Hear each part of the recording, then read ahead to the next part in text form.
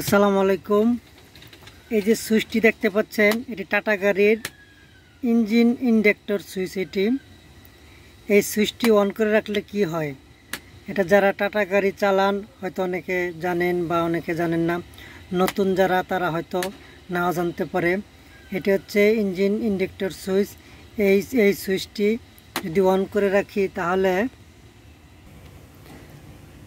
তাহলে এই ড্যাশবোর্ডের ভিতরে যে লেখা, যে এই যে লেখা, এই জায়গাটায় আমি যখন গাড়ি চালাবো তখন যখনই ব্রেক করব তখন এখানে লাইট জ্বলে উঠবে এবং আপনি ব্রেক করার সময় সাউন্ড হবে।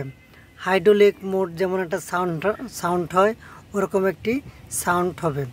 এই ইঞ্জিন ইন্ডেক্টর সুইচটি চালু রাখলে ব্রেক করার সময় হাইড্রোলিক মোডে ব্রেক হবে এবং হাইড্রোলিক মোডের মতো সাউন্ড হবে এবং এখানে লাইট শো করবে।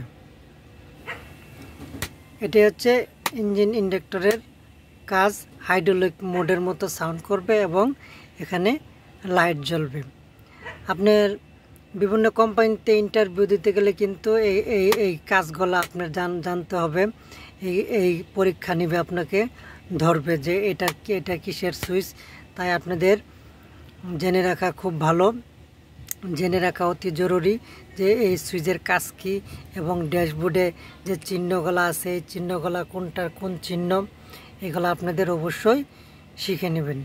কারণ এই জিনিসগুলো শেখা থাকলে ভবিষ্যতে কোথাও ঠেকবেন না এবং আপনার গাড়ি চালানো অবস্থায় কোনটার কী কাজ, এই জিনিসগুলো খুব ভালো করে বুঝতে পারবেন।